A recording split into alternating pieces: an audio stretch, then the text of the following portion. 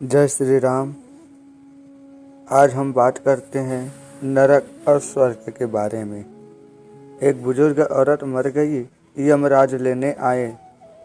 औरत ने यमराज से पूछा, आप मुझे स्वर्ग ले जाएंगे या नरक? यमराज बोले, दोनों में से कहीं नहीं। तुमने इस जन्म में बहुत ही अच्छे कर्म किए हैं, इसलिए मैं तुम्हें सीधे प्रभु के धाम ले जा रहा हूँ। बुजुर्ग औरत खुश हो गई, बोली, धन्यवाद। फिर मेरी आपसे एक विनती है। मैंने यहाँ धरती पर सबसे बहुत स्वर्ग नरक के बारे में सुना है। मैं एक बार इन दोनों जगहों को देखना चाहती हूँ। यमराज बोले, तुम्हारे कर्म अच्छे हैं, इसलिए मैं तुम्हारी ये इच्छा भी पूरी करता हूँ। चलो हम स्वर्ग और नरक के रास्ते से होते हुए प्रभु के धाम को चलेंगे। दोनों चल पड़े। सबसे पहले नरक आया। नरक में बुजुर्ग औरत ने जोर जोर से लोगों के रोने की आवाज़ सुनी।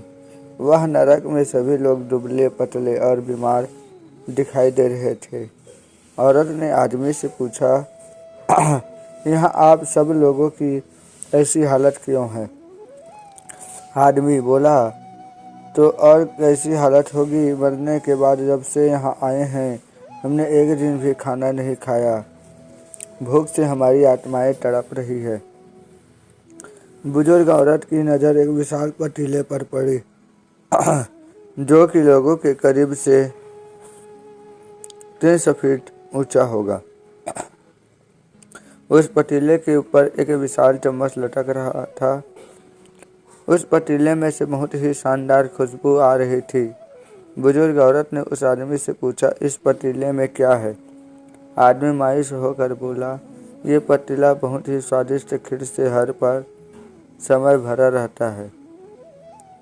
बुजुर्ग औरत ने हैरानी से पूछा, इसमें खीर है तो आप लोग पेट भर के ये खीर खाते क्यों नहीं? भूख से क्यों तड़प रहे हैं? आदमी रो रो कर बोलने लगा, कैसे खाएं? यह पतीला 300 फीट ऊंचा है। हम में से कोई भी उस पतीले तक नहीं पहुंच पाता। बुजुर्ग औरत को उस पर तरस आ गया। सोचने लगी, बेचारे खीर का पतीला होते हुए भी भूख से बेहाल है। शायद ईश्वर ने इन्हें ही यह दंड दिया है। यमराज बुजुर्ग औरत से बोले, चलो हमें देर हो रही है। दोनों चल पड़े। कुछ दूर चलने पर स्वर्ग आया। वहाँ पर बुजुर्ग औरत को सबके हंसने खिलखिलाने की आवाज़ सुनाई दी। सब लोग बहुत खुश दिखाई दे रहे थे। उनको खुश देखकर बुजुर्ग औरत भी खुश हो गई। पर वहाँ स्वर्ग में भी बहुत औरत की नज़र वैसे ही 300 फुट ऊंचे पतीले पर चढ़ी, जैसा नरक में था। उसके ऊपर भी वैसा ही चम्मच लटका हुआ था। बुजुर्ग औरत ने वहाँ लोगों से पूछा, इस पतीले में क्या है? स्वर्ग के लोग बोले कि इनमें बहुत टेस्टी खीर है। बुजुर्ग औरत हैरान हो गई। उसने बोली, पर यह पतीला 300 फीट ऊंचा है। आप लोग तो इस तक पहुँच ही नहीं पाते होंगे। इस हिसाब से तो आप लोगों को खाना ही नहीं मिला होगा। आप लोग भूख से बेहाल हो रहे होंगे। पर मुझे तो आप इन अभी इतने खुश होने लग रहे हैं, ऐसे कैसे? लोग बोले, हम तो सभी लोग इस पतीले में पेट भर के खीर खाते हैं। औरत बोली, पर